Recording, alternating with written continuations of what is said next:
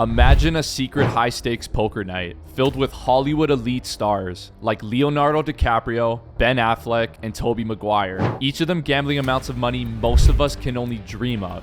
These celebrities weren't just lighting up the screens. Beyond the big movie premieres, the Oscar after-parties, and the star-studded events, they found another high dopamine fix: Molly Bloom's poker games. I'm Molly Bloom. Molly Bloom, the face of these underground games, wasn't born into the world of poker. She came from a family of overachievers. Her lineage included an Olympian and a surgeon from Harvard University. With these accolades, Molly's pursuit always carried the weight of expectation. There was no room for average. Determined to carve her own path, Molly embraced the cold thrill of professional skiing, get on the slopes, and a desire for a new chapter led her towards Hollywood. Molly's journey started in LA, where she initially worked as a cocktail waitress. But as destiny would have it, she was introduced to the world of poker by her then boss. This was no ordinary game. It was an invitation-only gathering of the rich, famous, and incredibly competitive. With her keen observation and sharp acumen, soon realized she could do more than just assist at these high-stake games, even though she made an astounding $3,000 from her first night just in tips. She envisioned poker nights that were unparalleled in luxury. Suites at the finest places like the Beverly Hills Hotel and the Four Seasons weren't just rooms, they were experiences. Every detail, from gourmet cuisine to personal masseuses, ensured her guests received the royal treatment. Molly was serious, and she immediately began studying the game of poker and everything she would need to know in order to pull this off. Molly's reputation skyrocketed, and her poker nights became a hotspot for Hollywood legends. Among the regular attendees were three names we are all familiar with: Leonardo DiCaprio, Ben Affleck, and Tobey Maguire. While many celebrities participated in these games, these three in particular played a distinct role in shaping the narrative of Molly's poker empire. Leonardo DiCaprio, with his Oscar-winning charm, added an allure to the game that few could resist. Molly recalled him being more of an attraction than an active player.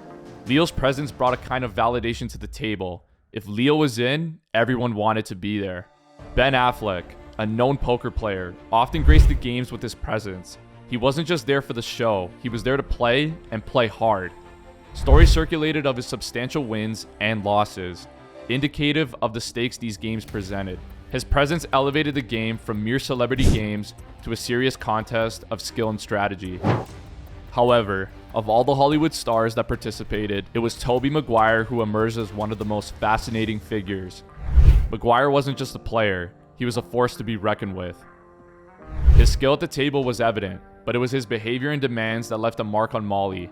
He would often challenge the status quo, demanding innovative structures to the game, and even going as far as to offer Molly a $1,000 tip to bark like a seal. Maguire's influence was profound, both as a draw for other players and as a dominant figure whose wishes often shaped the game's dynamics. Politicians, Wall Street sharks, influential businessmen, and even shadowy figures from the Russian underworld were drawn to Molly's game. The stakes were always rising.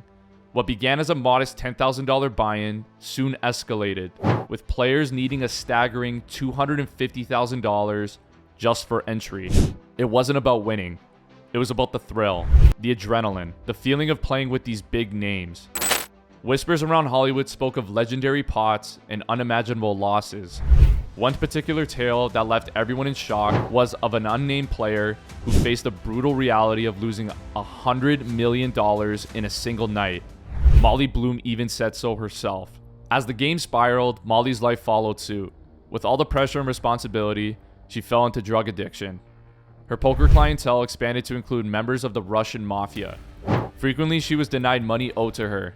As a result, she started taking a cut from the pot to function as the bank, an action that drew the attention of the feds. The legal landscape of these poker nights were murky. Molly's decision to claim rake transformed her from a savvy entrepreneur to a lawbreaker. For safety reasons, she employed a driver. Her driver connected her with some of his mafia friends. They offered her protection in exchange for a portion of her earnings.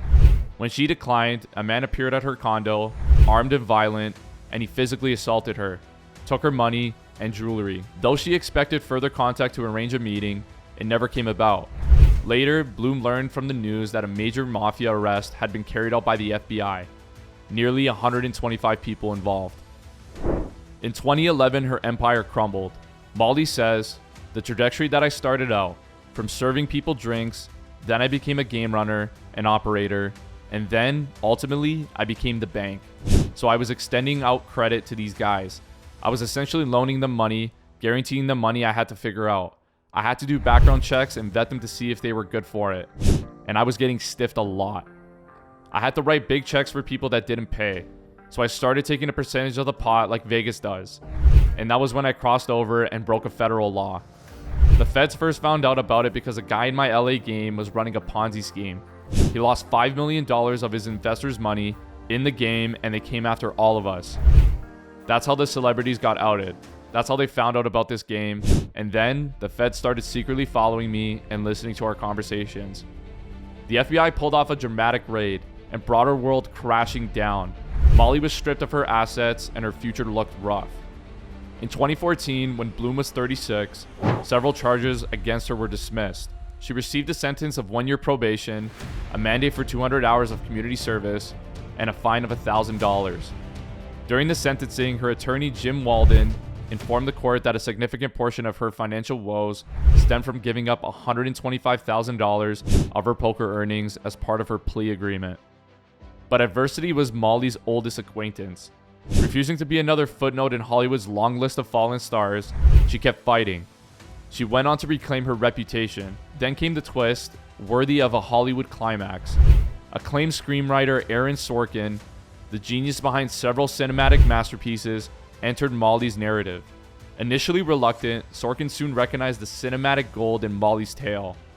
The result was critically acclaimed, Molly's Game, starring Jessica Chastain, a movie that delved deep into the heart of the underground poker world and relentless spirit of Molly Bloom. Today, Molly's legacy is amazing. It's a testament to resilience, settled in the serene landscapes of Colorado, and spearheading ventures to uplift and empower women. Molly Bloom's journey is an inspiring saga of a woman who played the cards life dealt her. With courage, wit, and an unyielding spirit, her story serves as a reminder. In the high-stakes game of life, it's not about the cards you're dealt, but how you play them. For more intriguing poker stories, stay tuned for more videos, and subscribe for a regular dose of poker excitement. Welcome to the Flop Factor.